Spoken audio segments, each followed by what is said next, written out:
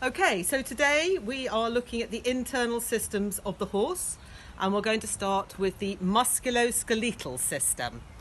In other words, the skeleton and the muscles that are part of that. So the skeleton is divided into two parts, and together the musculoskeletal system provides the framework for the whole horse. The skeleton is divided into two parts. First of all, the axial part of the skeleton, which consists of the skull, the backbone, and the rib cage. And this together gives the horse its body shape, and it also obviously protects the internal vital organs. So the second part is what's called the appendicular part of the skeleton, which consists of the shoulder and the forelimb, and these are basically take most of the weight-bearing roles of the horse. And then the second part of the appendicular skeleton is the pelvis and the hind limb, and that provides the engine that propels the horse. So most of the movement comes from this area. So obviously the skeleton consists of bones. Bones are made of collagen, calcium and phosphorus, and they have multiple functions. The bones, a large blood supply, and the bigger bones have a bone marrow where a lot of red blood cells are produced. So they do multitask, bones. Where two bones meet, it's known as a joint, and it's the flexibility of the joints that allows the horse to move. Not all the bones have flexible, mobile joints. Where you have the sacrum, that's the lower part of the spine, those bones are fused together. There's very little movement in that region. And in the front of the skull here, there's very little movement in some of the bones there. And these bones are flat bones, which are joined together by what's known as suture lines. So where two bones meet, you get the movement. The ends of the bones are covered by cartilage.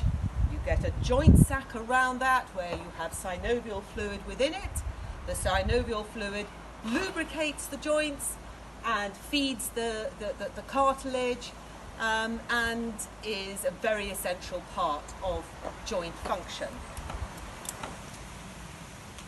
So the bones are stabilised by a system of ligaments that are wrapped around the joints and attached to the joints as well, and they suspend the joints and provide support.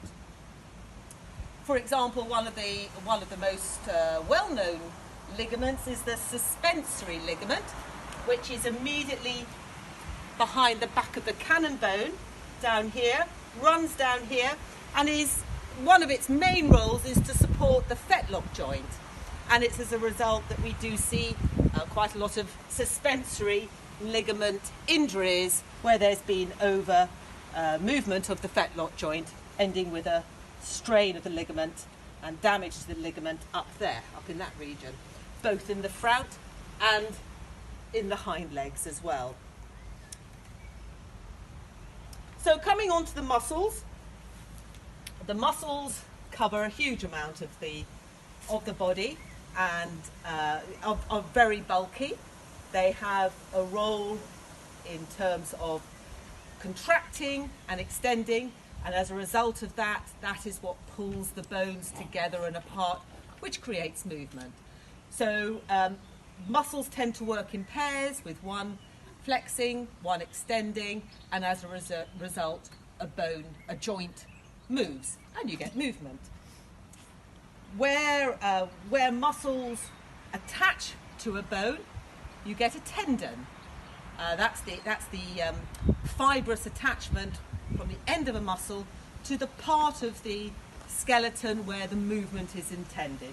So again, looking at the front leg, one of the best known tendons, or two of the best known tendons, run down the back of the lower limb and are responsible through their muscle attachments for moving the fetlock joint. And again, this is an area where I can get a lot of problems and strains and damage to the tendons. One of the reasons for this is that the tendons themselves are quite fibrous. They can stretch by up to 4% of their length, which is a fairly small amount. There's much more room for movement in the muscles. So where a muscle's overstretches or over contract, the tendon as a result isn't going to be able to keep up with that and will become damaged. So I think that's what we'll leave with that. That's a very, very, very, very brief overview of the musculoskeletal system.